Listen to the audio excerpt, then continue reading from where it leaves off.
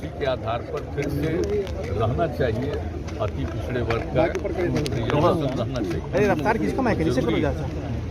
आपको तो हम कितनी बार बता चुके हैं, बताइए ना भाई। अरे बिहार में तो सबसे पहले निर्देश हुआ है, उनका लंबा है 1978 में ओबीसी और ईबीसी दोनों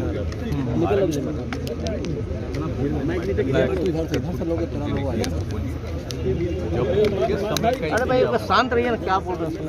और 78 का किया हुआ और बाद में 2000 में किया तो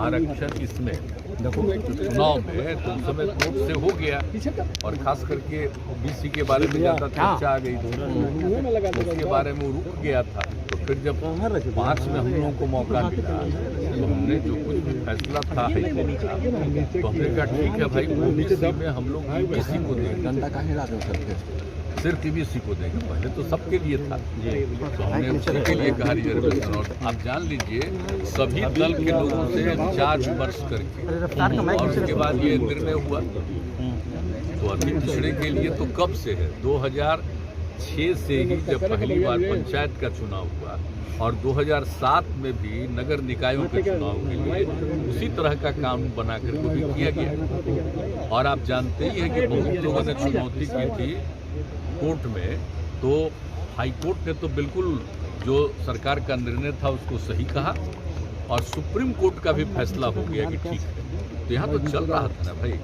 4 बार से चला है पंचायती राज का और 3 बार हो गया था नगर निकाय का।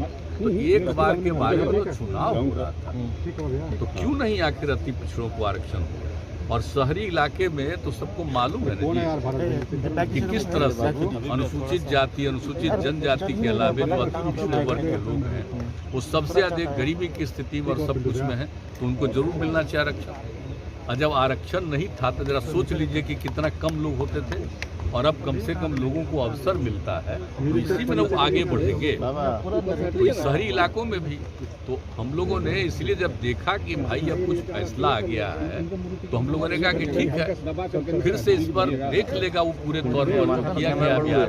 अब वो कमेटी जो है तत्काल देख करके और जो कुछ भी सब जगह का आकलन करके अध्ययन करके देख लेगी और जो उनकी रिपोर्ट आएगी उसी के आधार पर फिर निर्णय लिया जाएगा कि उनको अति पिछड़े वर्गों का आरक्षण हो और उसी के आधार पर चुनाव होगा। तो इसी को ध्यान में रख करके जो दोबारा हाईकोर्ट में पेश करके ये सारी बातों को कहा। प्रशांत किशोर बोल रहे हैं कि आप भाजपा के संपर्क में हैं। वापसी करेंगे। इस डिपार्टमेंट में एक बड़ा स्कैंडल हुआ है, तो उस स्कैंडल में प्राइमा फेसी डीजीपी भी खुद फंसे हैं क्योंकि उन्होंने उस कॉन्वेंट के बाद पे उन्होंने सारा कार्रवाई किया। तो how can he continue as the DGP? एक तो वो सवाल है। आप ये जिस तरह से कोई गलत फोन करता रहा और उनको लग गया कि उसके बारे में पूछ लिया, बाद में इस बात का रियलाइजेशन हुआ ना कि कोई गलत फोन कर रहा है और उसकी जांच पूरे तौर पर करवाई गई और पता चल गया कि गड़बड़ आदमी बराबर कर रहा है। उसके बाद फिर सब कुछ किया जा रहा है। हो गई कोई मान लीजिए कि कोई का नाम सुन करके कोई बात करता है तो बात नहीं है, फिर बाद में तो सबको रियलाइजेशन होगा ना। जब मेरे पास कोई बात आई थी तो आप लोग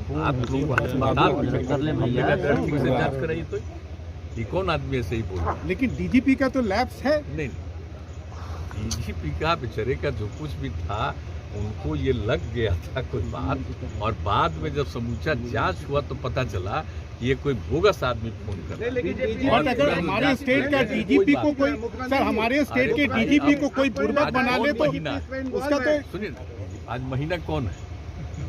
अक्टूबर है। अक्टूबर। अब कब रिटायर करेगी? आप ऑनरेबल मेरा मूरी छटा है, पता नहीं कि मैं कहां पे चला। और बाकी काम सब ठीक करते हैं। अब एक कभी कोई मान लीजिए कि कोई त्रुटि हो गई कोई गलती से और फिर रियलाइजेशन हो गया तो इस पर ज़्यादा ध्यान नहीं देना चाहिए। बाकी सारा काम ये लोग बहुत मजबूती से कराते हैं।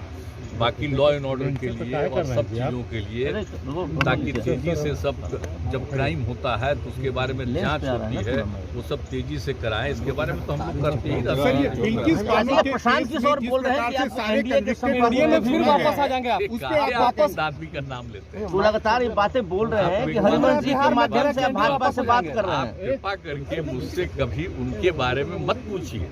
एक बार तो हम बता ही दिए हैं। अब बाकी जिसको मर्जी है रोज बोलते रहता है, आई नहीं जानते हैं उसको ठीक से जानते सर, ये हैं। बिल्किस बानो के केस वैसे में ही बोलते रहता है, अपनी पब्लिसिटी के लिए जानते ही हैं, सर, तो अपना पब्लिसिटी के लिए बोलते रहता है, बोलते रहे, क्या फर्क हम लोगों को पड़ता है? सर, बिल्किस बानो के केस में हम तो जिस किसी प्रकार से जमाने छोड़ा में गया है उनको उस पर बहुत आपको माने क्या हैं। कहना है? और अभी उसका मन क्या है, क्या क्या बोलते रहता है, बोलते रहे, हमको कोई मतलब नहीं।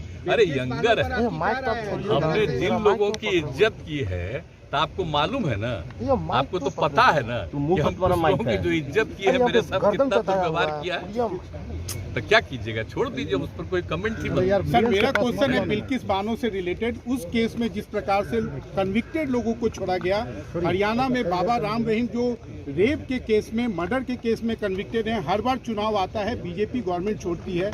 बिल्किस बानो के केस में यूनियन होम मिनिस्टर का रोल है, इसको आप सही पाते हैं, इसको सही मानते हैं? हम उसके बारे में जानकारी पता कर ठीक ठीक ठीक ठीक पता कर लेंगे। ओके।